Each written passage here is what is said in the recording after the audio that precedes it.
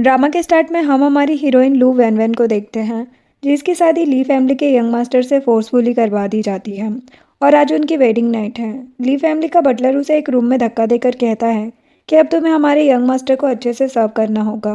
वो खड़े होकर रूम के अंदर आती है और वो ली जिंगचैन को देखते हुए कहती कि मुझे बताया गया था कि एक कार एक्सीडेंट के बाद जिंगचैन ब्लाइंड हो गया था। जब वैन वैन उसकी तरफ आती है तो वो गुस्से में उसके ऊपर ग्लास फेंकता है और कहता है कि यहाँ से निकल जाओ, क्योंकि उसे किसी भी लड़की का अपने क्लोज आना पसंद नहीं था। वैन वैन उसे बताती कि तुम घबराओ मत, मैं तुम्हारी वाइफ हूँ, ग्रैंडपा ने हमारी शादी करवाई है। लेकिन वो शांत होने की बजाय उसके ऊपर चिल्लाने लगता है कि तुम्हें सुनाई नहीं दे रहा है, मैं तुम्हें यहाँ से जाने के लिए बोल रहा हूँ। उसका गुस्सा देखकर वैन वैन डर जाती है और रूम से बाहर जाने की कोशिश करती है, लेकिन तब तक बटलर रूम के बाहर से लॉक करके जा चुका था। तो वो वापस उसके पास आती है और बताती कि मैं चाहकर भी यहाँ से नहीं जा सकती। जिंगचैन उससे पूछता है कि मुझे से ब्लाइंड पर्सन से शादी करने के लिए ग्रैंडपा ने तुम्हें कितने पैसे दिए हैं। वो बताती कि एक्चुअल में हमारी फैमिली के बीच चाइल्ड मैरिज कॉन्ट्रैक्ट हुआ था, लेकिन मेरी सिस्टर ऑलरेडी किसी और को लाइक करती है, तो मुझे यहाँ पर उसकी सब्स्टिट्यूट बनाकर भेजा गया है। जिंगचैन उसे गोल्ड डिगर समझकर सुनाने लगता है कि पैसों के लिए तुम किसी की भी वाइफ बन सकती हो। वो कहती है कि तुम्हें जो बोलना है मेरे डैड को बोलो, मुझे नहीं, क्योंकि मैं यहाँ पर अपनी मर्जी से नहीं आई हूँ। वैन वैन ये जानने के लिए क्यूरियस थी कि वो सच में ब्लाइंड है या नहीं। वो उसके पास जाकर वेव करने लगती है, जिससे जिंगचैन उसके ऊपर और भी ज़्यादा भड़क जाता है। वो कहती है कि प्लीज़ तुम गुस्सा मत करो, मैं बस कंफर्म कर रही थी। वैसे भी आज के बाद हम लोगों को एक ही रूम में रहना है, तो हमें एक दूसरे के बारे में पता होना चाहिए। वो कहता है कि तुम्हें क्या लगता है कि अगर तुम मेरे साथ रहकर बच्चा पैदा करोगी तो ग्रैंडपा तुम्हें रिवॉर्ड देंगे? ऐसा कभी नहीं होगा, क्योंकि मैं तुम जैसी गोल्ड डिगर लड़की के साथ बेबी नहीं करूंगा। वैन वैन कहती कि तुम्हें मेरे बारे में जो सोचना है सोच सकते हो, मुझे उससे कोई फर्क नहीं पड़ता, मैं जा रही हूँ सावर लेने। जब वो सावर लेकर वापस आती है तो देखती है कि जिंगचैन तब तक सो चुका था। उसे भी काफ़ी थकान महसूस होती है, तो वो अपना फ़ोन चार्जिंग पर लगाकर चेयर पर ही सो जाती है। थोड़ी देर बाद जिंगचैन अपनी आंखें खोलता है, मतलब वो सोने की बस एक्टिंग कर रहा था। वो वैन वैन के चार्जर की वायर निकालकर उसके गले के पास ले जाता है। तभी उसकी आंखों के सामने एक विजन आता है, जिसमें वो वैन वैन के फेस की हल्की सी झलक देख पा रहा था, लेकिन ये विजन बहुत ही छोटा था। वो सोचता है कि इसका मतलब मेरी आईसाइट ठीक हो सकती है, लेकिन ये बात उसे अभी सीक्रेट रखनी चाहिए, इसीलिए वो वापस चुपचाप बेड पर लेट जाता है। नेक्स्ट मॉर्निंग जब वैन वैन सोकर उठती है तो वो ताज़ी हवा के लिए विंडो ओपन करने के लिए कर्टन हटाती है, लेकिन हैरान हो जाती है कि वहाँ पर विंडो तो थी ही नहीं, बल्कि एक दीवार थी। वो सोचती कि इस तरह के बंद रूम में रहने से तो अच्छा खासा इंसान बीमार हो जाएगा। ये सब जिंगचैन की रिकवरी के लिए सही नहीं है। उसके दिमाग में थॉट आता है कि कहीं ये जिंगचैन ने खुद इस विंडो को बंद तो नहीं करवाया हो। इतने में जिंगचैन भी उठ जाता है। वो उससे कहती कि सॉरी, मेरी वजह से तुम्हारी नींद खराब हो गई। मुझे तुमसे एक रिक्वेस्ट करनी है, प्लीज़ इस रूम में एक विंडो बनवा दो। मुझे लगता है कि तुम सारा दिन इस रूम में रहकर बोर हो जाते होंगे, बाहर का व्यू बहुत सुंदर है। ये सुनकर जिंगचैन को लगता है कि वैन वैन उसकी ब्लाइंडनेस का मजाक उड़ा रही है, क्योंकि वो देख नहीं सकता। वो उसे समझाने की कोशिश करती है कि माना कि तुम देख नहीं सकते, लेकिन फील तो कर सकते हो। बर्ड्स की सिंगिंग, बारिश का साउंड बहुत अच्छा होता है। उसकी बातें सुनकर जिंगचैन उसे रूम में विंडो बनाने की परमिशन दे देता है और कहता है कि मुझे नहाने जाना है। वैन वैन उसे बाथरूम तक लेकर जाती है। बाथरूम के बाहर खड़े होकर एक प्लांट को देखने लगती है, तभी उसे बाथरूम में से कुछ गिरने की आवाज़ आती है। वो जाकर देखती है तो जिंगचैन फ्लोर पर गिरा हुआ था।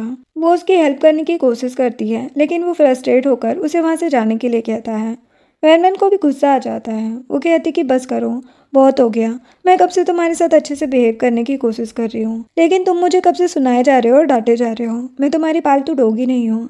जिंगचैन कहता है कि तुम्हारी हिम्मत कैसे हुई मुझसे इस तरह से बात करने की। ये कहते हुए वो उसे मारने के लिए उसके पास जाने लगता है। वैन वैन उससे दूर भागती है। वो उसके पीछे आता है, तभी अचानक उसे फिर से वैन वैन का फेस दिखाई देता है और वो उसके ऊपर गिर जाता है। तभी वहाँ पर बटलर आता है जिंगचैन का खाना लेकर, और वो वैन वैन को बताता है कि ली फैमिली की एल्डर लेडी ने बोला है कि आज से वैन वैन ही जिंगचैन के खाने का, मेडिसिन का ख्याल रखेगी, क्योंकि वो उसका हस्बैंड है और उसे अपनी सारी जिम्मेदारी अच्छे से निभानी होगी। यही नहीं, उसे सावर दिलाना भी अब से वैन वैन की जिम्मेदारी है। वैन वैन कहती है कि ये सब मैं कैसे करूँगी, मुझे किसी पेशेंट की केयर करना नहीं आता, मैं कोई नर्स नहीं हूँ। लेकिन वैन वैन के पास ना बोलने का तो कोई ऑप्शन था नहीं, तो ना चाहते हुए भी उसे जिंगचैन के लिए ये सब करना पड़ेगा। नेक्स्ट सीन में वैन वैन जिंगचैन के लिए सूप बनाकर लाती है, लेकिन वो सूप को पीने की जगह नीचे गिरा देता है। वैन वैन उस पर चिल्लाती है कि तुम क्या कर रहे हो, अभी मैं जल जाती है। मैंने इतनी मेहनत से तुम्हारे लिए खाना बनाया था, लेकिन तुमने सब कुछ बर्बाद कर दिया। कहता है कि मुझे तुम्हारा बनाया हुआ खाना नहीं चाहिए। वैन वैन भी गुस्से में बोल देती कि ठीक है तो रहो भूखे, मैं जा रही हूँ। ये बोलकर वो नीचे आ जाती है। वहाँ पर देखती है कि बड़े जोर शोर से किसी की खातिरदारी की तैयारी चल रही थी। बटलर सभी सर्वेंट को ऑर्डर देता है कि जल्दी जल्दी काम करो, हमारे सेकंड यंग मास्टर अपनी वाइफ के साथ आते ही होंगे। वैन वैन ये सब सुन लेती है और सोचती कि ये तो वही पर्सन है जिसके बारे में मैंने र्यूमर सुने थे कि जिंगचन ने उसकी टांगे तोड़ दी थी, यानी कि जिंगचन और उसके स्टेप ब्रदर की बिल्कुल नहीं बनती। बटलर वैन वैन को देखकर उससे पूछता है कि क्या जिंगचन ने अपना खाना खा लिया। वो बताती है कि मैंने उसे खाना सर्व किया लेकिन उसने खाने से मना कर दिया। बटलर वैन वैन पर प्रेशर बनाने लगता है। क्या जिंगचन का चेकअप होने वाला है। डॉक्टर को पता चल गया कि उसने अच्छे से खाना नहीं खाया है तो ग्रैंडपा को आपकी कंप्लेन कर देगा। इससे ग्रैंडपा के सामने आपकी इमेज खराब होगी। तो वैन वैन वापस अपने रूम में जाती है और देखती है कि जिंगचन की स्टेप मॉम का छोटा बेटा जिंगचन को परेशान कर रहा है और उस पर गुलेल से अटैक कर रहा है। ये देखकर वैन वैन को तो बहुत गुस्सा आता है। वो उसके हाथ से गुलेल छीन लेती है, उसे धमकी देती है कि मैं फैमिली में सबको बता दूंगी कि तुम अपने बड़े भाई के साथ क्या करते हो। जिंगचन नीचे बैठा होता है और उसके सर पे चोट का निशान भी होता है। जब वैन वैन उसकी साइड ले रही होती है तो फिर से उसकी आंखों की रोशनी वापस आ जाती है और वो उस बच्चे जिसका नाम मिंग है उसे पकड़कर गुस्से से देखने लगता है। वैन वैन उसे काम डाउन होने के लिए कहती है और कहती कि तुम्हें अपनी एनर्जी छोटे बच्चे पर वेस्ट नहीं करनी चाहिए, तुम्हारी चोट पर मेडिसिन लगाना ज़्यादा जरूरी है। मिंग वहाँ से जाने लगता है। तभी वहाँ पर लियो और उसकी फियांसी आती है। लियो पूछता है कि यहाँ पर क्या हो रहा है, किस चीज़ की आवाज़ आ रही थी। वो बच्चा झूठ बोलते हुए कहता है कि बिग ब्रदर और सिस्टर इन लॉ मुझे परेशान कर रहे थे, आप उन्हें अच्छे से सबक सिखाओ। लियो उसे वहाँ से जाने के लिए कहता है। फिर वो वैन वैन से कहता है कि हम सभी लोग नीचे लंच कर रहे हैं, आप हमें ज्वाइन क्यों नहीं करती। ये अच्छा मौका है सबके साथ मिलने और बातें करने का। वैन वैन कुछ बोल पाती है उससे पहले ही जिंगचैन कहता है कि ये नहीं जा सकते क्योंकि इसे मेरी चोट पर मेडिसिन लगानी है। वैन वैन कहती है कि आप लोग चले जाओ, मैं बाद में आपको ज्वाइन करती हूँ। लियो वैन वैन को इम्प्रेस करने की कोशिश कर रहा था। वो स्माइल करते हुए वहाँ से चला जाता है। उन लोगों के जाने के बाद वैन वैन जिंगचैन से सॉरी कहती है और उसे इस तरह अकेले छोड़कर नहीं जाना चाहिए था। वो जिंगचैन के फोरहेड को टच करने लगती है। इस पर वो चिल्लाकर कहते कि मुझे टच मत करो। वो कहती है कि डॉक्टर यहाँ पर आने वाला होगा, अगर उसने तुम्हें इस हालत में देख लिया तो सोचेगा कि मैं तुम्हें अब्यूज़ करती हूँ। और वो हैंकी और बैंडेज लेने चली जाती है। जिंगचैन वहाँ पर बैठने लगता है। वो आकर उसकी हेल्प करती है। वो फिर से उसे हटाने लगता है तो वैन वैन उसके पास आकर कहती कि ठीक है तो मैं तुम्हारे सोने का वेट करूंगी, फिर जहाँ मेरा दिल करेगा वहाँ टच करूंगी। इससे अच्छा है कि तुम अभी चुपचाप मेडिसिन लगवा लो। वो उसे सैमलेस वुमन कहता है। वो कहती कि वैसे भी ग्रैंडपा चाहते हैं कि मैं उन्हें ग्रेट ग्रैंडसन दूँ, तो फिर तो तुम्हें मुझसे बचने के लिए रात भर जागना होगा। जिंगचैन को फिर से दिखाई देता है और वो उसके हाथ से हैंकी छीन लेता है, जो देखकर वैन वैन हैरान हो जाती है और पूछती कि क्या तुम देख सकते हो। जिंगचैन अभी ये बात छुपाना चाहता था इसलिए कहता है कि बिल्कुल नहीं, मैं अगर देख पाता तो सबसे पहले तुम्हें ही घर से बाहर फेंक देता। फिर वैन वैन उसके फोरहेड पर बैंडेज लगा देती है और कहती है कि मुझे लियो ने लंच के लिए इन्वाइट किया है तो मैं नीचे जा रही हूँ और आते हुए तुम्हारी जरूरत का सामान भी ले आऊंगी। वो गुस्से में कहता है कि तुम कुछ भी करो, मुझे उससे कोई लेना देना नहीं है, मुझसे कुछ भी पूछने की या बताने की जरूरत नहीं है। वैन वैन ओके बोलकर चली जाती है। वैन वैन नीचे आकर बटलर से कुछ मेडिसिन के बॉक्स पूछती है लेकिन वो मना कर देता है कि वो एल्डर लेडी के परमिशन के बिना उसे कुछ भी नहीं देगा। अगर उसे कुछ चाहिए तो उसे जाकर बाय करना होगा। वो सोचती है कि अगर मैं शॉपिंग के लिए गई तो हो सकता है कि मिंग फिर से जिंगचैन को परेशान करे।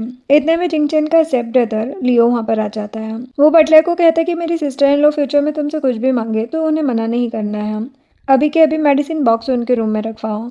बटलर उसे हाँ बोल देता है और वहाँ से चला जाता है। वैन वैन उसे थैंक्स कहती है। लियो कहता है कि भाभी मेरे साथ इतना फॉर्मल होने की ज़रूरत नहीं है, फ्यूचर में आपको किसी भी चीज़ की ज़रूरत हो तो आप बिना हेजिटेशन मेरे पास आ जाना। वैन वैन उसे हाँ बोलकर आगे बढ़ने लगती है। तभी उसका पैर मुड़ जाता है, वो गिरने वाली होती है। तभी लियो उसे पकड़ लेता है और कहता है कि थोड़ा केयरफुल।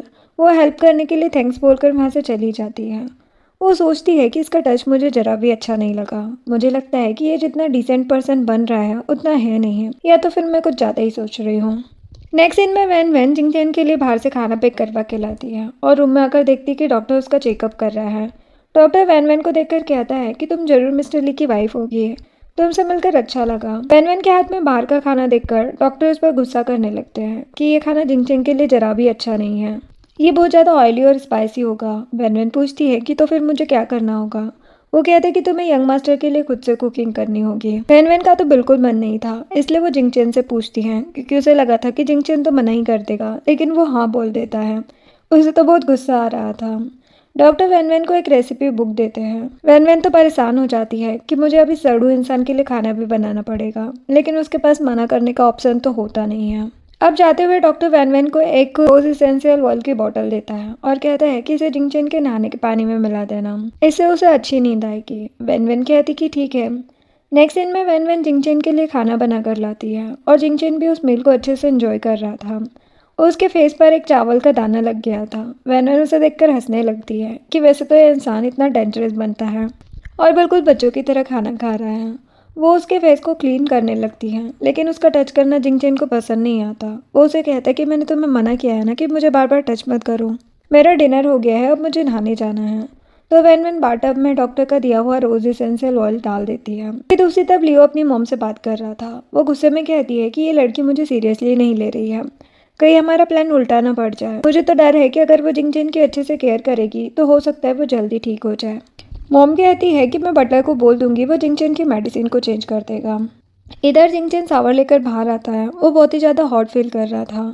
वो वैन वैन को लेकर बेड पर गिर जाता है और उससे पूछता है कि तुम्हारी हिम्मत कैसे हुई मुझे ड्रग देने की। वैन वैन को तो कुछ समझ नहीं आता कि वो क्या कह रहा है। वो कहती कि मैंने तुम्हें कब ड्रग दिया। वो कहता है कि ज़्यादा अच्छा बनने का प्रिटेंड मत करो, तुम्हें मेरा बच्चा चाहिए ना, आज मैं तुम्हारी विश पूरा करता हूँ। ये बोलते हुए उसके साथ नाइट स्पेंड कर लेता है। Next morning Van Van bed पर एक कोने में डरी सहमी लेटी होती है। जिंगचेन उसके पास आता है और कहते कि अगर तुम उठ गई हो तो यहाँ से चली जाओ। वो कहती कि कल रात तुमने जो मेरे साथ किया उसके बाद मैं तुम्हारे साथ रहना भी नहीं चाहती, और मैं बता दूँ कि मैंने तुम्हें ड्रग नहीं दिया था। वो कहता कि ठीक है, तो जाकर अपने लिए पिल्स ले लेना, मैं कोई रिस्क नहीं लेना चाहता। जो सुनकर वैन वैन को तो और भी ज़्यादा गुस्सा आता है। वो कहती कि मैं तुम्हारे जैसे घटिया इंसान के बच्चे की मम बनना भी नहीं चाहती, और उसे कहती कि मुझे डॉक्टर का नंबर दो, मुझे उनसे बात करनी है। वो उस पर चिल्लाने लगता है कि तुम्हें दूसरे मैन से क्या बात करनी है। वो कहती कि मुझे उनसे कंफर्म करना है उन्होंने मुझे जो ऑयल दिया था एक्चुअल में वो क्या था। जिंगचेन बिना कुछ बोले उसे अपना फ़ोन दे देता है। वैन वैन डॉक्टर को कॉल करके कहती है कि आपने मेरे साथ ऐसा क्यों किया। डॉक्टर उसे बताते हैं कि ऐसा करने के लिए उसे ग्रैंडपा ने कहा था अगर जिंगचेन की आई साइट वापस नहीं आती है कम से कम उसकी ब्लड लाइन को चालू करने के लिए उसकी औलाद का होना बहुत ज़रूरी है। वैन वैन कहती कि इसमें मेरी क्या गलती है, आपने मुझे बलि का बकरा क्यों बनाया। डॉक्टर उसे बताता है कि ये बात पहले ही तुम्हारे डैड और ग्रैंडपा के बीच में रिटर्न में हो चुकी थी, इसके लिए उन्होंने ली फैमिली से बहुत सारे पैसे लिए हैं। अगर तुम्हें मेरी बात पर भरोसा ना हो तो तुम अपने डैड से पूछ सकती हो, बच्चा पैदा करना तुम्हारे कॉन्ट्रैक्ट में है। ये सब जिंगचेन भी सुन रहा होता है और कहता है कि तुम ये सब पहले ही जानती थी और अब मेरे सामने इनोसेंट होने का प्रिटेंड कर रही हो। वो कहती कि तुम्हारा दिल मेरे लिए इतना कोल्ड कैसे हो सकता है। वैन वैन उसकी बातों से बहुत ज़्यादा हर्ट हो जाती है और अपनी ड्रावर से पेस्ट निकाल कर खा लेती है और उसके हाथ में उसका पैकेट रख देती है। वो इस इंसिडेंट के बाद काफ़ी उदास हो चुकी थी कि उसने मुझसे मेरी इनोसेंस छीन ली, इसके बावजूद सारा ब्लेम मेरे ऊपर डाल रहा है। वहाँ पर मिंग पूल के पास खेल रहा था। वो वैन वैन को परेशान करने की इंटेंशन से अपने पास बुलाता है और कहता है कि मेरा कुछ सामान पूल में गिर गया है, क्या तुम निकालने में मेरी हेल्प करोगी। वैन वैन अपने में ही खोई होती है, वो उसकी बातों का आंसर नहीं करती है। तो मिंग कहता है कि क्या तुम्हें सुनाई नहीं देता, मैंने तुम्हें पूल से टॉय निकालने के लिए कहा है। वैन वैन कहती है कि पहले तो तुम बड़े लोगों से बात करने की तमीज़ सीखो, फिर मुझसे हेल्प मांगना। लेकिन फिर भी वो उस बच्चे की हेल्प करने लग जाती है, लेकिन वो बच्चा बहुत ही शरारती था। वो तो वैन वैन को पूल के अंदर धक्का देने की कोशिश करता है, लेकिन खुद ही उसमें गिर जाता है और वैन वैन से हेल्प करने को कहता है। वैन वैन कहती कि मैं इस बार तुम्हारी कोई भी ट्रिक में नहीं फंसने वाली, तुम्हें खुद ही पुल से बाहर आना होगा। मिंग कहते कि मुझे स्विमिंग नहीं आती है। इनकी कंडीशन देखते हुए वैन वैन उसे जल्दी से पुल से बाहर निकालती है। वहाँ पर घर की बाकी मेट्स भी आ जाती है और उन लोगों की हेल्प करती है। ये सारा सीन जिंगचेन भी अपनी रूम की विंडो से देख रहा था। वो वैन वैन के पास आता है और कहता है कि मेरे साथ रूम में चलो, और वो मिंग को घूर कर देखता है जिससे वो डर जाता है। अब मिंग को हाई फीवर हो जाता है। जब उसकी मॉम को उसके बारे में पता चलता है तो वो उससे मिलने आती है। वे बताता है कि मुझे लगा कि मैं आपको दोबारा नहीं देख पाऊंगा। मॉम पूछती कि ये सब तुम्हारे साथ कैसे हुआ, मुझे अच्छे से बताओ। वो बताता है कि मॉम में पूल में गिर गया था और वैन वैन ने मेरी हेल्प की, और मैं आपको बस इतना ही कहना चाहता कि अब आप उसे परेशान मत करना, क्योंकि मुझे लगता है कि जिंगचेन देख सकता है। मॉम कहती है कि तुम ये स्टूपिड बातें मत करो, क्या हुआ अगर एक बार वैन वैन ने तुम्हारी जान बचाई है। मैं ली फैमिली की प्रॉपर्टी उस जिंगचेन के हाथ में नहीं जाने दूंगी, तुम टेंशन मत लो, मैं खुद सब कुछ हैंडल कर सकती हूँ। नेक्स्ट सीन में हम सबको डिनर करते हुए देखते हैं। तो स्टेप मॉम ये जानने के लिए क्यूरियस थी कि क्या जिंगचेन सच में देख सकता है, तो वो मैट को कहती है कि जिंगचेन के ऊपर हॉट सूप डालो। जिंगचेन बहुत गुस्सा हो जाता है कि क्या तुम लोग मुझे चैन से खाना भी नहीं खाने दोगे। वो टेबल पर रखा हुआ सारा खाना फेंक देता है और स्टेप मॉम को सुनाने लगता है कि मेरी वाइफ ने अपनी जान को रिस्क में डालकर आपके बेटे की जान बचाई है। थैंक यू बोलने की बजाय आप मेरी आईसाइट टेस्ट कर रही हो और मुझसे चाहती हो कि मैं पोलाइटली होकर आपसे बात करूं। एनविन उसका गुस्सा देखकर डर जाती है और उससे कहती है कि तुम्हें इतना ज़्यादा हाइपर होने की ज़रूरत नहीं है। इससे तुम्हारी हेल्थ को नुकसान होगा। क्या तुम्हारा डिनर हो गया? मैं तुम्हें रूम में लेकर चलती हूँ। इस टाइप मॉम चिल्लाने लगती है लियो पर कि तुम्हारे स्टूपिड आइडिया की वजह से मेरी इतनी महंगी सिल्क की ड्रेस खराब हो गई। इस बार लियो को भी उसकी हरकतों पर कुछ डाउट होता है। वो कहता है कि हमें इंतजार करना होगा जब तक बिग ब्रदर खुद को रिवील ना करे। इधर वैन वैन को भी बहुत तेज फीवर हो रहा था और जिंगचन उसके पास बैठा होता है। वो सोचता है कि अगर वैन वैन यहाँ पर सिर्फ पैसों के लिए आई होती तो वो अपनी जान को जोखिम में डालकर मिंग की जान ना बचाती। वो अपने डॉक्टर को कॉल करके बताते कि वैन वैन की तबीयत खराब है, आप जल्दी आ जाओ। डॉक्टर कहता है कि जब तक मैं वहां पर नहीं आता तुम उसके हेड पर वेट टॉवेल रखो, इससे उसका फीवर उतर जाएगा। जिंगचन कहता है कि मैं सिर्फ तुम्हें 30 मिनट देता हूँ, अगर तुम यहाँ नहीं आए तो तुम जानते हो मैं तुम्हारे साथ क्या करूंगा। वैन वैन नींद में जिंगचन को अपनी मॉम समझकर हक कर रही थी कि मॉम आप कहाँ पर थी, मैं आपको कब से मिस कर रही हूँ। जिंगचन को अब उसकी फिक्र होने लगी थी। वो सोचता है कि वैन वैन सच में और लड़कियों से काफी अलग है और मैं उसके बारे में कितना गलत सोच रहा था। वो उसके सर पर प्यार से हाथ फेरने लगता है। तभी वहाँ पर डॉक्टर भी पहुंच जाता है। वो जिंगचन को कहता है कि वैन वैन की बॉडी का टेम्परेचर काफी डाउन हो गया है तो तुम्हें उसे अपनी बॉडी की हीट देनी होगी। तो वो वैन वैन को ठीक करने के लिए ऐसा ही करता है। नेक्स्ट मॉर्निंग जब वैन वैन सोकर उठती है तो खुद को इस सिचुएशन में देखकर काफी कंफ्यूज हो जाती है। वो जिंगचन से कहती है कि मैंने रात में तुम्हें फिर से परेशान किया क्या? वो कहता है कि नहीं, तुम्हें बहुत तेज फीवर था। वो जिंगचन को थैंक यू बोलकर सावर लेने चली जाती है। नेक्स्ट सीन में वो ब्रेकफास्ट के लिए नीचे आती है तो मिंगू से कहता है कि कल तुमने मुझे किस क्यों किया? वो कहती है कि वो किस नहीं था, मैंने तुम्हारी जान बचाने के लिए तुम्हें अपने माउथ से ब्रीथ दी थी। इसे आर्टिफिशियल रेस्पिरेशन कहते हैं। लियो वैन वैन के पास जाकर कहता है कि तुम इसकी बातों पर ध्यान मत दो, ये सारा टाइम ऐसे ही फालतू बात करता है और मैं इसके बिहेवियर के लिए तुमसे माफ़ी मांगता हूँ। वो कहती कि कोई बात नहीं, इसकी ज़रूरत नहीं है। वो पूछता है कि तुमने इवेंट ऑर्गेनाइजेशन में काम किया है ना, क्या तुम मेरी और किन की एंगेजमेंट पार्टी का इंचार्ज ले सकती हो? वैन वैन ये सुनकर काफ़ी खुश हो जाती है और कहती कि ये मेरे लिए सच में बहुत बड़ा इवेंट होगा। और वो लियो को देखकर सोचती है कि ये बंदा कितना अच्छा है। अब हम वैन वैन को एंगेजमेंट पार्टी के डेकोरेशन करवाते हुए देखते हैं और वो अपने काम बहुत ही दिल लगाकर कर रही होती है। तभी वहाँ पर किन आती है उसके काम को चेक करने के लिए। वैन वैन कहती है कि आप यहाँ अकेले आई हो, लियो कहाँ है? वो कहती कि लियो कंपनी के काम में बिजी है इसलिए मैं यहाँ अकेले आई हूँ। तो वैन वैन उसे अपना काम दिखाने लगती है। यहाँ पर हमें पता चलता है कि किन और कोई नहीं बल्कि जिंगचन की एक्स गर्लफ्रेंड है और वो यहाँ पर ये देखने आई थी कि जिंगचन की वाइफ कौन है। इतने में उसके पास लियो का कॉल आता है। वो उसे सुनाने लग जाता है कि तुम मुझे बिना बताए वैन वैन से मिलने क्यों गई? क्या तुम्हें उससे जेलेसी हो रही है? मुझे लगता है कि तुम अभी भी मेरे बड़े भाई को लाइक करती हो। किन कहती कि नहीं, ऐसी कोई बात नहीं है, मैं बस एंगेजमेंट की तैयारी कैसी हो रही है ये देखने के लिए आई थी। मैं सिर्फ तुम्हें प्यार करती हूँ, जिंगचन को नहीं। लियो उससे कहता है कि तुमने अपने और जिंगचन के बारे में वैन वैन को कुछ बताया तो नहीं? वो कहती कि नहीं, मैंने उसे कुछ नहीं बताया। इसके बाद किन वैन वैन को घर ड्रॉप कर देती है जहाँ पर वैन वैन को लियो की सिस्टर बई मिल जाती है। वो अपने कॉलेज के ब्रेक में घर आई होती है। वो आती ही वैन वैन को कहती है कि मैं यहाँ पर तुम पर नजर रखने आई हूँ, तुम एक गोल्ड डिगर हो, तुमने मेरे भाई से शादी उसके पैसों के लिए की है। वैन वैन कहती है कि मैंने तो तुम्हारे भाई की जान बचाई है तो तुम्हें मुझे थैंक यू बोलना चाहिए, ना कि मुझ पर एलिगेशन लगाने चाहिए। वो पूछती है कि तुम्हें इसके बदले कितने पैसे चाहिए। वैन वैन कहती कि तुम्हें क्या लगता है कि तुम्हारे भाई की लाइफ की कीमत क्या होनी चाहिए। तभी वहाँ पर लियो आ जाता है और वैन वैन को बताता है कि डॉक्टर भैया का चेकअप करने आए हैं, आई थिंक तुम्हें उनके पास जाना चाहिए। वैन वैन तुरंत वहाँ से चली जाती है। उसके जाने के बाद लियो बई से कहता है कि तुम वैन वैन को मेरे बारे में क्या बता रही थी? वो कहती कि कुछ नहीं भाई, मैं तो बस उसे बोल रही थी कि मेरे भाई से दूर रहे ताकि वो आपको सिड्यूस ना कर सके। लियो उससे कहते कि अगर तुमने उसे किन के बारे में बता दिया तो मैं तुम्हें नहीं छोड़ूंगा। वो नहीं चाहता था कि वैन वैन को पता चले कि लियो ने जिंगचन से उसकी गर्लफ्रेंड को छीना है। बई कहती है लेकिन सबको ये बात खुद ब खुद पता चल जाएगी। वो कहता है कि मुझे इससे कोई फर्क नहीं पड़ता। इधर वैन वैन जिंगचन के रूम में जाती है जहाँ पर डॉक्टर उसका चेकअप कर चुके होते हैं और उसके रूम से बाहर जा रहे थे।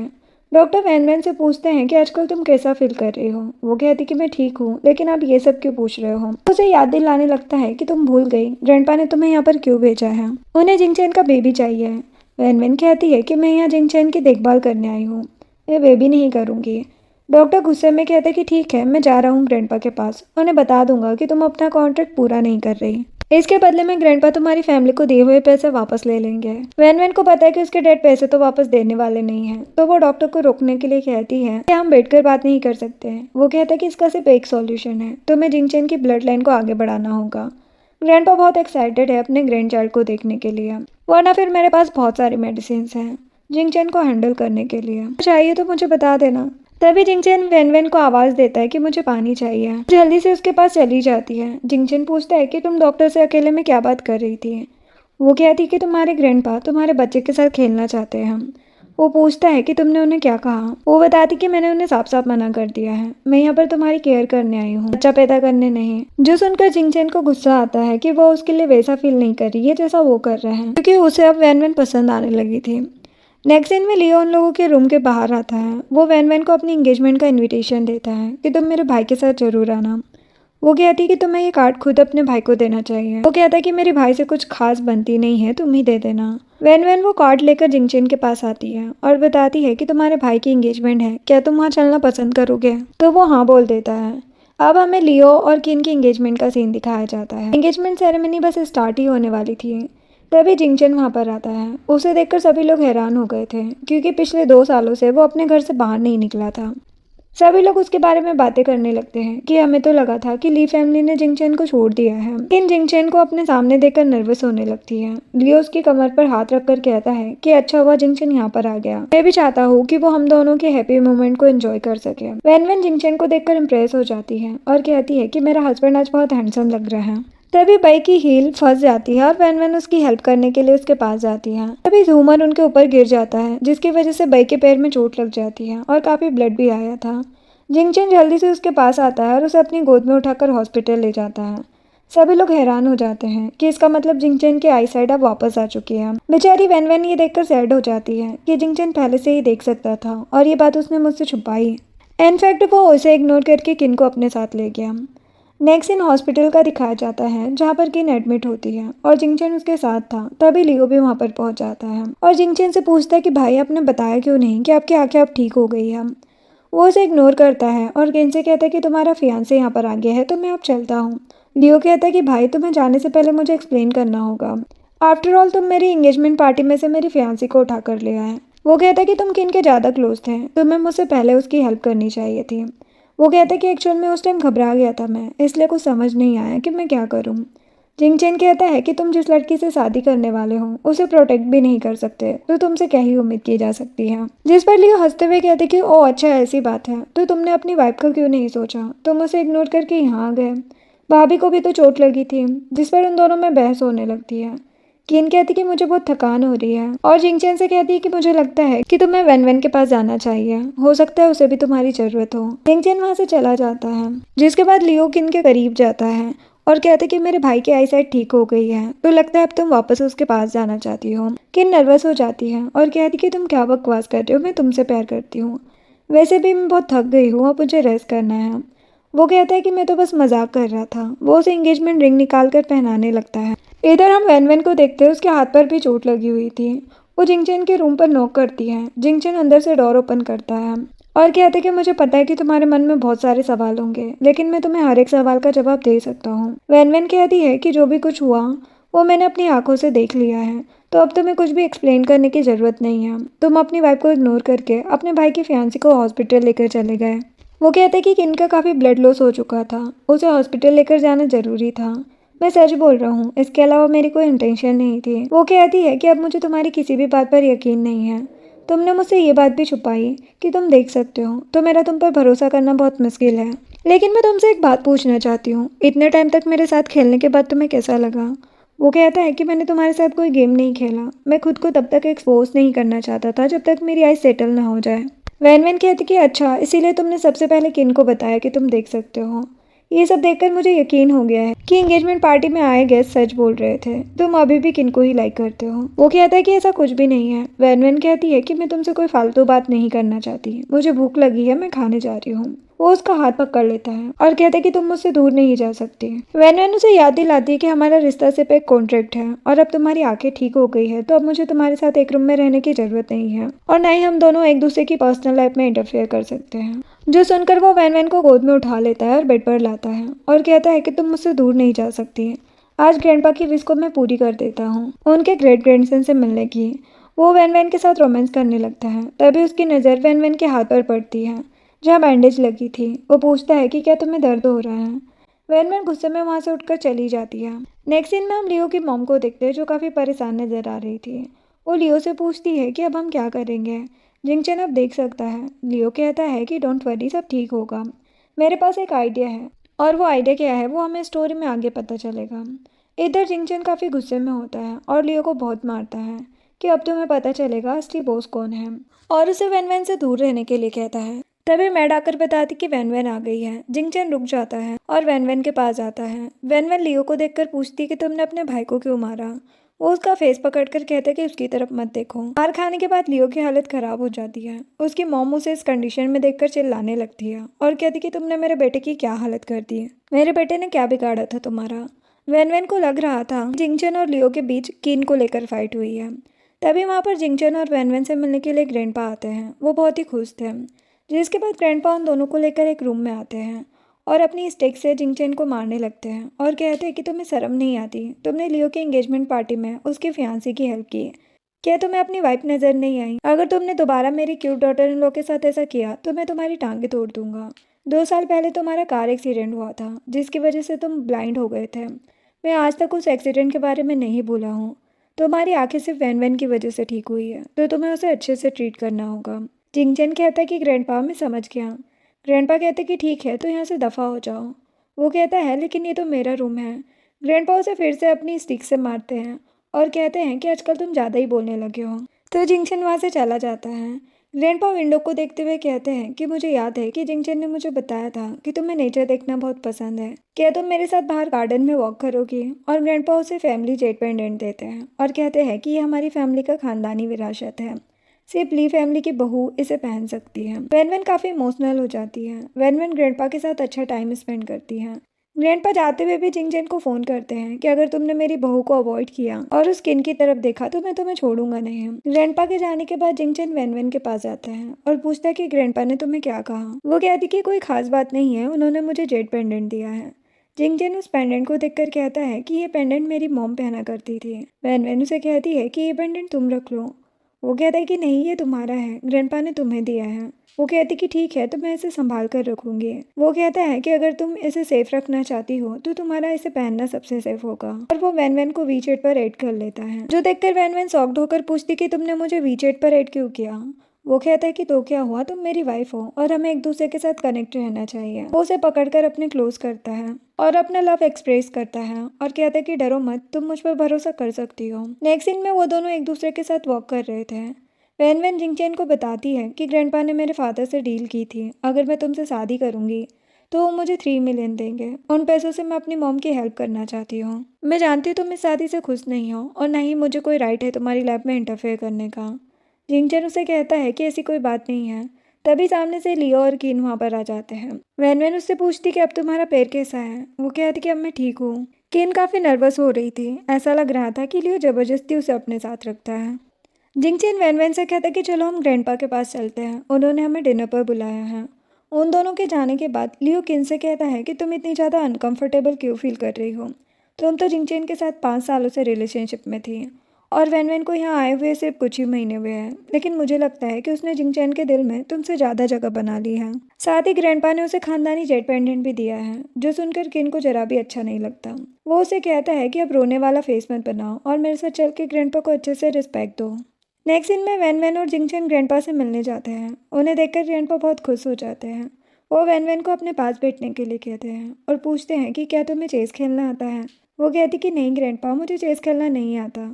ग्रैंडपा कहते कि कोई बात नहीं, चलो हम लोग वॉक करने चलते हैं। इसके बाद जिंगचन लियो से कहता है कि अगर इसके बाद तुम मेरी वाइफ के आसपास भी नजर आए तो मैं तुम्हारी टांगें तोड़ दूंगा। नेक्स्ट सीन में जिंगचन शावर लेने गया होता है। कोई उसके डोर पर नॉक करता है। उसे लगता है कि वैन वैन घर वापस आ गई है, तो वो एक्साइटमेंट के साथ डोर ओपन करता है, लेकिन देखता है कि वहाँ पर किन है। वो पूछता है कि तुम यहाँ पर क्यों आई हो। किन कहती है कि आपने मेरी हेल्प की तो मैं आपको थैंक यू बोलने आई हूँ। वो कहता है कि यहाँ से जल्दी चली जाओ वरना मेरी वाइफ को गलतफहमी हो जाएगी। वैन वैन वहाँ आ रही होती है तो किन उसको दिखाने के लिए जिंगचन के ऊपर गिर जाती है और कहने लगती है कि तुम गलत मत समझना, मैं यहाँ पर मिस्टर ली को थैंक यू बोलने आई थी, लेकिन पैर फिसल गया और उनके ऊपर गिर गई।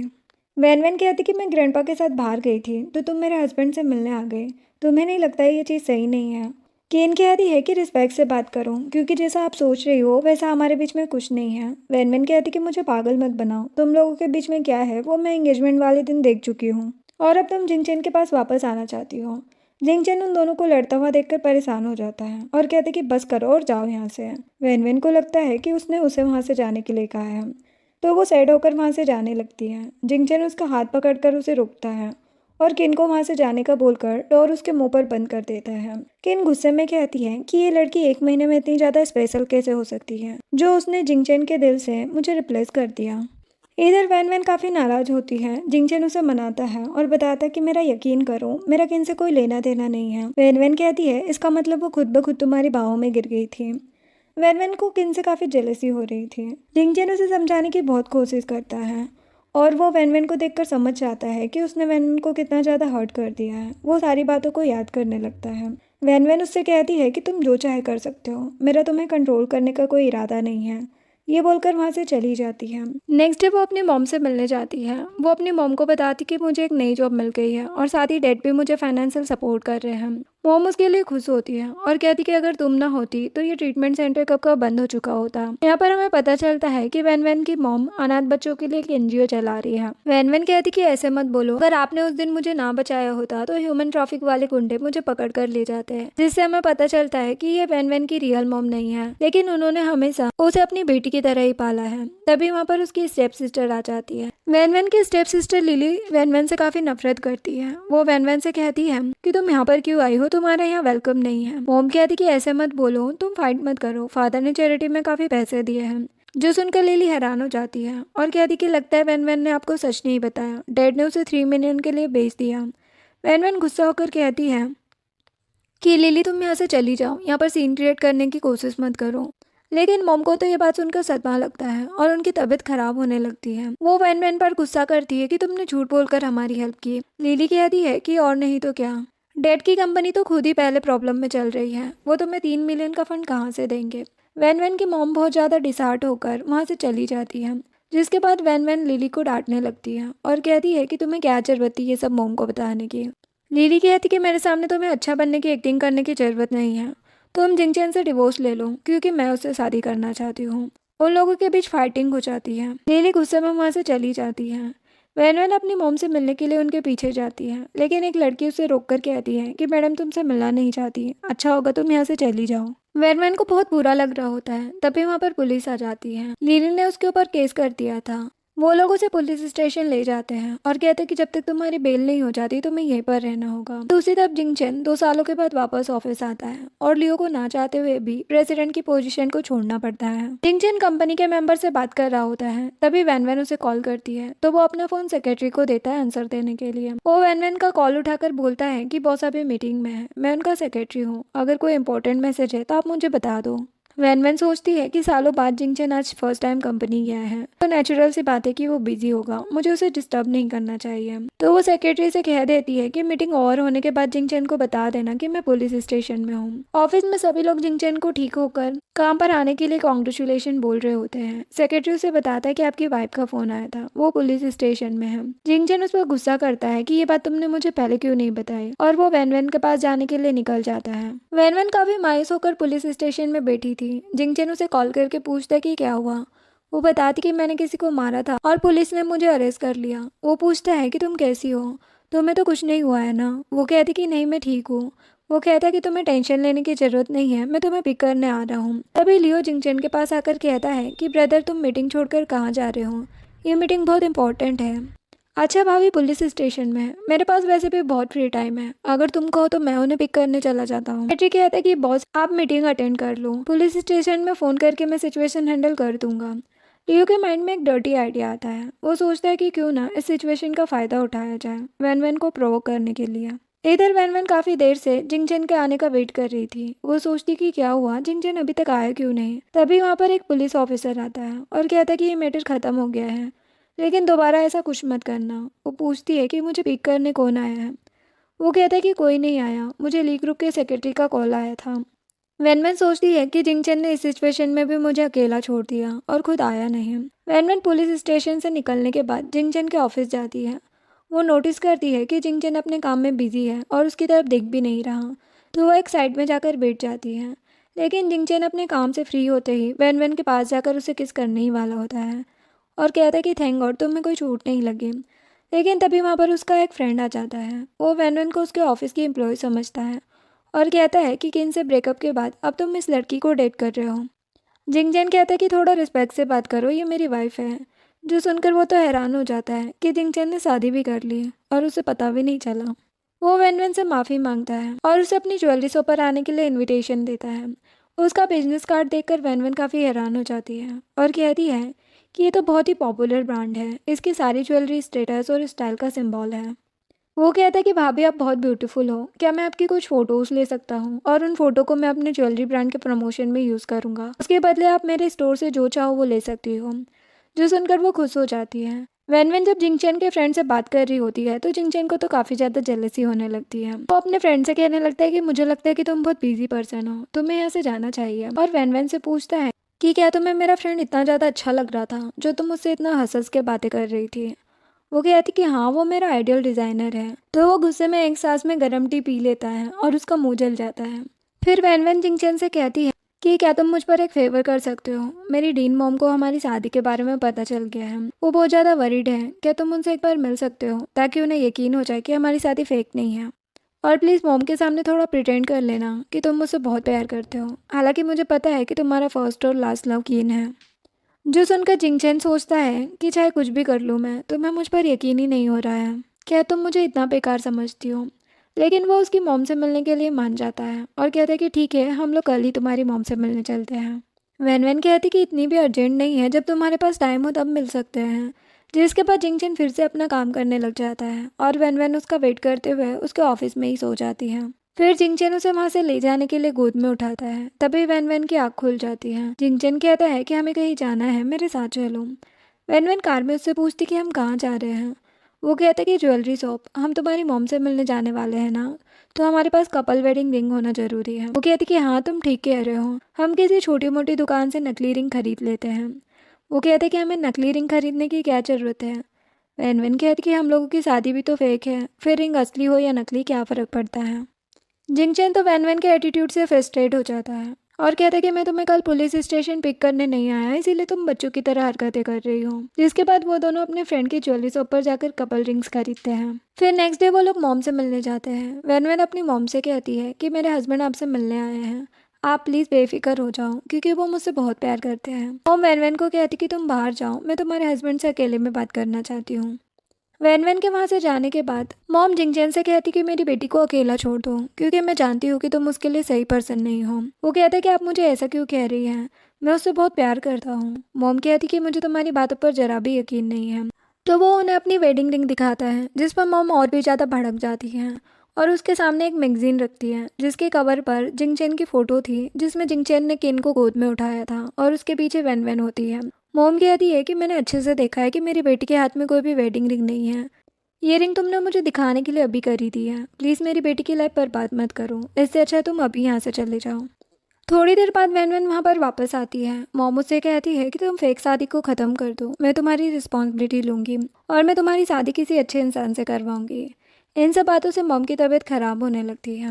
वो वैन वैन को कह देती है कि अगर मेरी बात नहीं मानी तो यहाँ से चली जाओ। वैन वैन जब वहाँ से बाहर आती है तो देखती है कि जिंगचैन कुछ बच्चों के साथ ग्राउंड पर खेल रहा था। एक बच्चा वहाँ आकर वैन वैन को मम्मी बोलता है। जिंगचैन पूछता है कि ये बच्चा तुम्हें मम्मी क्यों बोल रहा है। वो समझाती है कि ये बच्चा जब यहाँ पर आया था तो कुछ भी बोल और सुन नहीं सकता था, जिस वजह से कोई भी फैमिली से लेकर नहीं गई। मैंने इसे कुछ वर्ड बोलने सिखाए हैं जिसमें से एक मम्मी है, इसीलिए मुझे अपनी मम्मी कहता है। जो सुनकर वो बच्चे को अपनी गोद में उठा लेता है और कहता है कि मुझे अपना डैडी कहो। वैन वैन कहती है तुम एक छोटे बच्चे से इस तरह मजाक कैसे कर सकते हो। वो कहता है कि मैं मजाक नहीं कर रहा हूँ, अगर ये तुम्हें मम्मी कहता है तो मुझे भी डैडी बोल सकता है। और वो लोग बच्चों के साथ खेलने लगते हैं। उन दोनों को मॉम देखती है और सोचती कि हो सकता है कि इन लोगों के बीच में एक दूसरे के लिए फीलिंग डेवलप हो गई हो। तो वो वैन वैन के पास जाकर कहती है कि अगर तुम हमेशा जिंगचैन के साथ रहना चाहती हो तो अपना एक बच्चा पैदा कर लो, इसके बाद तुम लोगों में और भी ज़्यादा बॉन्डिंग हो जाएगी और वो कभी तुम्हें अकेला नहीं छोड़ेगा। अब वहाँ से वापस आते टाइम वैन वैन अपने हाथ में से रिंग उतार कर जिंगचैन को देती है और कहती है कि अब सो ख़त्म हो गया है तो अपनी रिंग वापस ले लो। वो कहता है कि ये रिंग मैंने तुम्हारे लिए ली है, अगर तुम्हें नहीं पसंद तो तुम इसे बाहर फेंक दो। वैन वैन कहती कि तुम इतनी महंगी रिंग को फेंकने का सोच भी कैसे सकते हो। कहता है कि तो तुम इस रिंग को अपने पास रखो। तभी वैन वैन के बाल उसकी शर्ट में फंस जाते हैं। बालों को निकालने के चक्कर में उसके शर्ट का बटन टूट जाता है, तो वैन वैन उससे कहती कि इस बटन को मुझे दे दो। जिंगचन सोचता है कि ये लड़की भी कितनी अजीब है, इतनी एक्सपेंसिव रिंग को छोड़कर टूटा हुआ बटन मांग रही है। जिंगचन इस एक्सपीरियंस को अपने फ्रेंड के साथ शेयर करता है। उसका फ्रेंड बताता है कि तुम कितने बड़े बेवकूफ़ हो, तुम्हें नहीं पता है कि लड़की एक लड़के की शर्ट का बटन इसलिए मांगती है क्योंकि वो उसके दिल के सबसे ज़्यादा करीब होता है, तो वो उस चीज़ को हमेशा अपने पास संभाल कर रखना चाहती है। जो सुनकर जिंगचन ब्लश करने लगता है और सोचता है कि इसका मतलब ये भी मुझे लाइक करती है। जिसके बाद जिंगचन और वैन वैन जब घर पहुंचते हैं तो ग्रैंडपा वहाँ पर पहले से ही उनका वेट कर रहे थे। ग्रैंडपा जिंगचन पर गुस्सा करते हैं कि तुमने मेरी बहू को इतनी छोटी डायमंड की रिंग क्यों दी है, जाओ इसके लिए बड़े वाले डायमंड की रिंग लेकर आओ।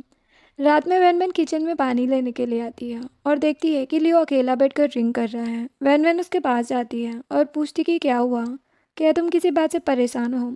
तो वो इमोशनल होकर कहता है कि किन और उसके बीच में कुछ भी ठीक नहीं चल रहा है। मुझे लगता है कि वो अभी भी बिग ब्रदर को लाइक करती है। हो सकता है कि भैया भी किन के साथ रहना चाहते हो क्योंकि वो लोग 5 साल से एक दूसरे को डेट कर रहे थे। वैन वैन कहती कि मुझे ये सब नहीं पता, मैं बस इतना जानती हूँ कि हम लोग भी अपनी फेक मैरिज को सबके सामने हैप्पी मैरिज दिखाने की कोशिश कर रहे हैं। नेक्स्ट डे लिली ली फैमिली में आती है और वैन वैन से फ्रैंक होकर बात करने की कोशिश करती है। तो वैन वैन कहती कि तुम्हारा यहाँ वेलकम नहीं है, यहाँ से चली जाओ। इतने में जिंगचन वहाँ पर आता है और पूछता कि ये कौन है। लिली कहती कि वैन वैन की सिस्टर हूँ। जिंगचन कहता है कि तुम दोनों एक दूसरे से कितना अलग लगती हो। लिली सोचती है कि ये मेरी तारीफ करेगा और कहती कि मैं हुई इतनी ज़्यादा प्रिटी, लेकिन वो उसकी इंसल्ट करते हुए कहता है कि मेरे कहने का मतलब था कि तुम कितनी अगली लगती हो। तो वैन वैन हंसने लगती है। लिली कहती है कि एक्चुअल में हमारी फैमिलीज ने हमारी शादी फिक्स करी थी। वो कहता है कि मैं जानता हूँ, लेकिन तुम्हारा ऑलरेडी किसी और के साथ चक्कर चल रहा था, इसीलिए तुमने शादी करने से मना कर दिया था। वो लिली की काफ़ी इंसल्ट करता है और उसके सामने वैन वैन को बहुत इंपॉर्टेंस देता है। तंग आकर वो वहाँ से चली ही जाती है। ग्रैंडपा जिंगचन से मिलने आते हैं और कहते हैं कि वो सिटी से वापस जा रहे हैं क्योंकि ग्रैंडमा अकेली है और वो सभी को चाइनीज न्यू ईयर सेलिब्रेट करने के लिए अपने घर पर इन्वाइट करते हैं। अब हमें चाइनीज न्यू ईयर का सीन दिखाया जाता है। वो सभी ग्रैंडमा और ग्रैंडपा से मिलने के लिए उनके घर जाते हैं। ग्रैंडमा अपने ग्रैंडसन को देखकर बहुत ज़्यादा खुश होती है और सभी का खुश होकर वेलकम करती है। वहाँ लियो और किन भी आते हैं। ग्रैंडमा उसे कहती है कि तुम यहाँ से दफ़ा हो जाओ, तुम मेरे घर में आने के लायक नहीं हो, तुमने अपने ही भाई की फियांसी से शादी की है जो मेरे लिए अनएक्सेप्टेबल है। लियो कहता है कि ग्रैंडमा, क्या मैं आपका ग्रैंडसन नहीं हूँ, और ये बात पुरानी है, अब बड़े भाई की लाइफ में भी तो कोई और लड़की है। तभी किन बेहोश होने का ड्रामा करती है ताकि ग्रैंडमा उन्हें वहाँ रुकने की परमिशन दे दे। किन के मन में जिंगचैन के पास वापस आने की इच्छा होती है। ये उसके फेस से अलग ही दिख रहा था। लियो उसे अकेले में टॉर्चर करता है, काफ़ी मारता है। अब किन फेक प्रेगनेंसी का नाटक करती है और वो एक माउंटेन से जंप करने का सोचती है और इसका इल्ज़ाम बेचारी वैन वैन पर आता है। जब किन को हॉस्पिटल लेकर जाते हैं तो लियो वैन वैन को सुनाने लगता है, क्या इसकी वजह से मेरी फैमिली डेंजर में आ गई। वैन वैन तो शोक में होती है। तभी जिंगचैन उसके पास आता है और कहता है कि अगर तुमने किन को धक्का दिया है तो मुझे सच बताओ। वैन वैन बहुत ज़्यादा अपसेट हो जाती है और सोचती कि इसका मतलब इसे मेरी बात पर भरोसा नहीं है। तो वो घर छोड़कर वहाँ से चली जाती है और एक क्लब में बैठकर ड्रिंक करने लगती है और गुस्से में कहती है कि उस एरोगेंट मैन के लिए मैंने क्या कुछ नहीं किया, लेकिन वो कभी भी मेरा नहीं बन सकता। उसका पीछा करते हुए जिंगचैन उसके पास आ जाता है। वैन वैन नशे में उसके ऊपर अपनी सारी फ्रस्ट्रेशन निकाल देती है, लेकिन जिंगचैन बहुत ही पोलाइटली उसे हैंडल करता है और उसे अपने साथ घर चलने के लिए कहता है। तभी उनके पास ग्रैंडपा का कॉल आता है और पता चलता है कि ग्रैंडमा हॉस्पिटल में है। वो लोग तुरंत ही ग्रैंडमा से मिलने के लिए जाते हैं। वहाँ पर ग्रैंडमा जिंगचैन को सारी सच्चाई बताती है कि ये सब कुछ किन और लियो की प्लानिंग थी तुम दोनों के बीच में गलतफहमी क्रिएट करने के लिए। वो उन्हें उनसे दूर रहने की सलाह देती है। साथ ही वो लोग वैन वैन के हाथ में एक ब्रेसलेट पहना देते हैं और कहते हैं कि इसे हमेशा अपने पास रखना, मुश्किल समय में ये तुम्हें प्रोटेक्ट करेगा। फिर हमें कुछ दिनों बाद का सीन दिखाया जाता है। वैन वैन की स्टेप मॉम उससे मिलने आती है और उससे माफ़ी मांगती है कि मैंने हमेशा तुम्हें इग्नोर करके लिली को सपोर्ट किया, ये मेरी सबसे बड़ी गलती है।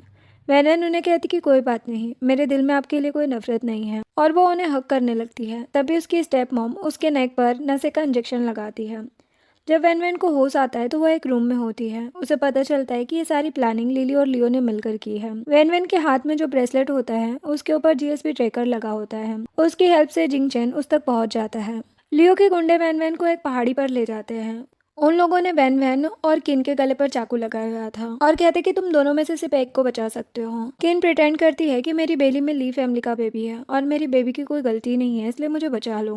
वैन वैन सोचती है कि जिंगचैन उसे छोड़कर किन को ही प्रोटेक्ट करेगा, तो वो खुद ही वहाँ से गिर जाती है और उसके मन में यही चल रहा था कि जिंगचैन, मैंने तुम्हें बहुत प्यार किया है, अब हमें कुछ देर बाद का सीन दिखाया जाता है। सभी लोग उसे डेड समझकर उसका फ्यूनरल कर रहे थे। इसके बाद हमें 5 साल बाद का सीन दिखाया जाता है, जहाँ पर हम देखते हैं कि एक स्मॉल टाउन में वैन वैन जिंदा होती है और वो अपने बेटे को स्कूल से पिक करने आई होती है। वो अपने फ्रेंड फूसाओ के साथ रह रही होती है। वैन वैन का बेटा फूसाओ को भी डैडी कहता है। वैन वैन का बेटा उसे बताता है कि वो स्कूल ट्रिप पर सिटी जा रहे हैं, जिसके लिए वैन वैन परमिशन नहीं देती और कहती कि तुम अभी छोटे हो तो मैं तुम्हें वहाँ पर नहीं भेजूंगी। लेकिन फूसा उसे कहता है कि उसे जाने दो, तो वैन वैन भी हाँ कर देती है। वो फिर सिटी में आकर बड़ी बड़ी बिल्डिंग्स को देख रहा होता है और लाइन से बाहर हो जाता है। इसकी वजह से वो जिंगचन की कार के आगे आ जाता है, लेकिन लकीली उससे ज्यादा चोट नहीं आई होती। जिंगचन का ड्राइवर साइड में ले जाकर उसकी ड्रेसिंग करने लगता है। तभी वैन वैन का कॉल आता है और वो स्पीकर पर कॉल आंसर करता है। वैन वैन की आवाज़ सुनकर जिंगचन के हार्ट में कुछ होने लगता है। वो बेबी से फ़ोन लेकर कहता है कि मुझे अपने फ़ोन का पासवर्ड बताओ। बच्चा कहता है कि अंकल मुझे लगा कि आप हैंडसम और काइंड है, लेकिन आप तो रूड है, किसी से उसका फ़ोन इस तरह नहीं छीनना चाहिए। जिंगजन कहता है कि मुझे ये आवाज़ दोबारा सुननी है, मेरी इस कॉल पर बात कराओ, इसके लिए मैं तुम्हें बहुत सारे पैसे दूंगा। लेकिन वो मना कर देता है। वहीं पर वैन वैन अपने बच्चे के लिए परेशान हो रही थी और वो ग्रैंडपा का दिया हुआ पेंडेंट देखने लगती है। तभी फूसाओ आता है। वो उसे समझाता है कि काफ़ी साल हो गए हैं, अब तुम्हें सिटी वापस चले जाना चाहिए, क्योंकि एक न एक दिन तुम्हारे बेटे को सब कुछ पता चल ही जाएगा। लेकिन वापस जाना वैन वैन के लिए आसान नहीं था। वो बहुत ज़्यादा हिम्मत करके अपनी मॉम से मिलने जाती है, क्योंकि वो हॉस्पिटल में थी और उनकी दिमागी हालत भी ख़राब हो गई थी। वैन वैन उनके सामने जाती है, लेकिन वो उसे पहचान नहीं पाती। वैन वैन बहुत मुश्किल से उन्हें यकीन दिलाती कि मैं आपके सामने ठीक ठाक खड़ी हूँ। उसी सेम टाइम पर जिंगचन भी वहाँ पर पहुँच जाता है। वैन वैन पर्दे के पीछे छुप जाती है। जिंगचन मॉम से उनका हालचाल पूछता है और कहता है कि अगर आपको वैन वैन के बारे में कुछ पता है तो बता दें, और साथ ही उनके हॉस्पिटल बिल पे करने को कहता है, लेकिन वो मना कर देती है। जिंगचन निराश होकर वहाँ से जा ही रहा होता है, तभी उसके सामने फिर से वो बच्चा मम्मी कहता हुआ उस रूम में आता है। फूसाओ भी उसके साथ था। वो बच्चे से कहता है कि जाओ अपनी ग्रैंडमा को हेलो बोलो। ये देखकर जिंगचन रुक जाता है और फूसाओ को पकड़ लेता है कि ये बच्चा कौन है और तुम इसके क्या लगते हो। इतने में वैन वैन वहाँ आकर फोक उठाकर उसकी चेस्ट पर मारती है। वो कहता है कि ये दर्द कुछ भी नहीं है जो मैं पिछले 5-6 सालों से झेल रहा हूँ। वो कहती कि मिस्टर ली आप थोड़ा संभल कर बात करो, वरना मेरे हस्बैंड को बुरा लग सकता है। वो उसके सामने फूसाओ को अपना हस्बैंड बता देती है। जिंगचन बहुत ही ज़्यादा फ्रस्ट्रेट हो जाता है और कहता है कि तुमने मुझे धोखे में रखने का सोचा भी कैसे। वो कहती है कि क्या तुमने मेरे बारे में सोचा था, और मैं अपनी करंट लाइफ में बहुत ज़्यादा खुश हूँ। जिंगजन कहता है कि इस बच्चे की वजह से दूसरे मैन के साथ हो तो मैं इस बच्चे को ही ख़त्म कर देता हूँ। फूसाओ कहता है कि थोड़ा सोच समझ कर बोलो, जिसको तुम रास्ते से हटाने की बात कर रहे हो वो तुम्हारा अपना ब्लड है। वैन वैन गुस्से से फूसाओ की तरफ देखती है कि उसने ये सब क्यों बताया। फूसाओ कहता है कि तुम कब तक इस बात को छुपाओगे। जिंगचन हैरान हो जाता है कि क्या ये मेरा बेटा है। वो कहती कि हाँ, लेकिन फिर भी तुम इसके फादर नहीं बन सकते। हमेशा उसके लिए फादर सिर्फ और सिर्फ फूसा होगा, उसने ही हमें संभाला है, दिन रात हमारे लिए मेहनत की है और हम एक अच्छी लाइफ जी रहे हैं। वो जिंगचन को इग्नोर करके फूसाओ के साथ चली जाती है। कार में आने के बाद साओ से समझाता है कि बस करो, मैं जानता हूँ कि तुम्हारे दिल में सिर्फ जिंगचन है और तुम उसे कभी भूल नहीं पाओगी, तो बेहतर है कि उसी के पास चली जाओ। ये तुम्हारे लिए और तुम्हारे बेटे के लिए अच्छा है। नेक्स्ट डे जिंगचन वैन वैन के सामने आता है। वो उसे कार में बैठने के लिए मना करती है। वो उसे एक एनवलप देकर कहता है कि ये सिटी के टॉप 10 स्कूल की लिस्ट है, मैं चाहता हूँ कि तुम हमारे बेटे को आईआईसी सिटी में मेरे घर बड़ा करो। वैन वैन कहती कि हमारी लाइफ ऑलरेडी सेट है, मुझे तुम्हारी किसी हेल्प की जरूरत नहीं है और न ही एडवाइस की। वो उसे पकड़कर कहता है कि ये मेरा भी बेटा है और तुम मेरी वाइफ हो। वो कहती कि बस करो, मेरी शादी कहीं और हो गई है। वैन वैन का बेटा भी जिंगचन के पास आकर कहता है कि गंदे अंकल, मेरी मम्मी को परेशान मत करो, वरना मुझसे बुरा कोई नहीं होगा। नेक्स्ट सीन में वैन वैन अपने बेटे के साथ ग्रैंडपा से एक आखिरी बार मिलने जाती है। उन्हें उनका दिया हुआ खानदानी पेंडेंट वापस करती है। ग्रैंडपा उसे समझाते हैं और काफ़ी इंसिस्ट करते हैं कि वो फैमिली में वापस आ जाए, लेकिन वो साफ इनकार करके वहाँ से चली जाती है। घर जाकर वो अपने बेटे को सुलाती है। फूसा उसे आकर समझाता है कि अब तुम्हें अपने आप को समझाना चाहिए और अपने हस्बैंड को एक्सेप्ट करना चाहिए। तुम्हारे बेटे को एक ब्रोकन फैमिली की ज़रूरत नहीं है, उसे एक रियल और कंप्लीट फैमिली चाहिए। वैन वैन कहती है, लेकिन मैं उन लोगों से नफरत करती हूँ। फूसाओ कहता है कि मैं चाहता हूँ कि तुम इस बारे में एक बार और अच्छे से सोच लो। हो सकता है तुम लोगों के बीच में कुछ ज़्यादा ही गलतफहमी हो गई थी, लेकिन अब वो तुम लोगों के साथ रहने के लिए डेस्परेट है, तो मुझे लगता है कि तुम्हें उसे एक मौका देना चाहिए। फूसा उन दोनों को मिलवा देता है और वैन वैन के बेटे को समझाता है कि तुम्हारे रियल और बायोलॉजिकल डैड यही है और मैं सिर्फ तुम्हारा गॉडफादर हूँ। वैन वैन जिंगचैन को एक चांस देने के लिए रेडी हो जाती है और वो लोग मिल जाते हैं। इसी के साथ ये ड्रामा एंड होता है। वीडियो पसंद आई हो तो लाइक शेयर एंड सब्सक्राइब करें। Thanks for watching.